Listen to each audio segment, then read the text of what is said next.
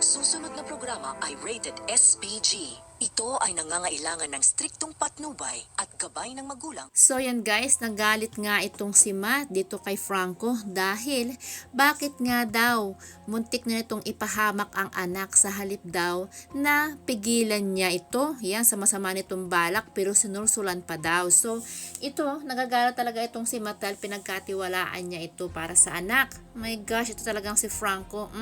Samantalang makikita nga itong si Christina na nasa likod ng pinto at dahan-dahan yan. Parang nanunubok lamang ng pugo ang nako. So ito na nga ay di siyempre ito kasing si Christina ay guilty. Yan. Dahil ito na nga gustong marinig ni Christina kung ano ang sasabihin ni Franco kay Matt. Yan, 'di ba? Kasi siya talaga yung nag-utos dito kay Franco.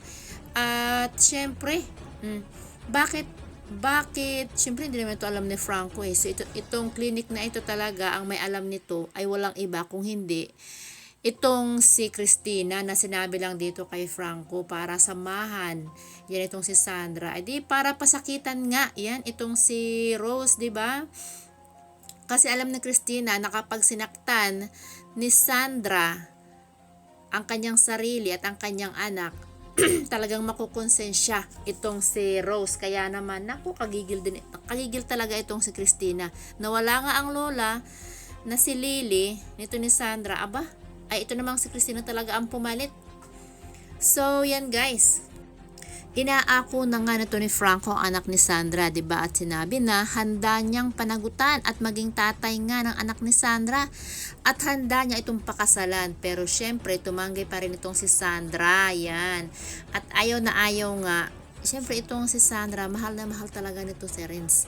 So samantalang ito namang si Renz, ay nako, pumunta na dito sa resto ni Rose at nalaman nga, 'di ba, na itong si Sandra ay buntis at siya ang ama. At ito nga ay nagagalit kay Rose kung bakit hindi daw sa kanya sinabi, ay muntik na nga daw magpalaglag itong si Sandra. Ay syempre ito namang si Rose, ay bakit niya sasabihin dito kay Renz, ay puro, 'di ba, puro sugod nga itong si Renz at nagkahabol kay Sandra na hindi naman talaga yung Sandra ang gusto nito ni Renz, kung hindi, 'di ba?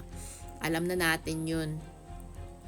At ito na kaya ang pagkakataong iniintay ni Renz na sila ay magkabalikan nito ni Sandra. Yan, dahil syempre, itong si Sandra ay magiging soft ito para sa bata. Yan, 'di ba? Lalambot ang puso niya para sa kanyang anak. Ay ang tanong,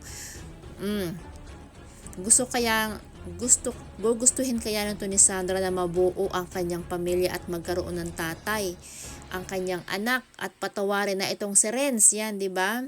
So, para kayang posibleng mangyari yun. Yan, parang posible talaga siyang mangyari na mapatawad nito ni Sandra si Renz at mabuo ang kanilang pamilya. Pwede namang sa ibang bansa sila tumira, diba? So, yan guys ang ating aabangan. Naku, ito, lilitsunin itong si Christina dahil nga ito ang udyok. Yan. So, ano kaya ang gagawin dito ni Matt kapag nalaman? Yan, diba? Yan na si Christina pala ang dahilan kung bakit pumunta si Sandra ang kanyang anak sa clinic. Yan. So, yan guys ang ating aabangan. At hanggang dito na lang ang inyong pakikinig. At see you later. Bye for right now.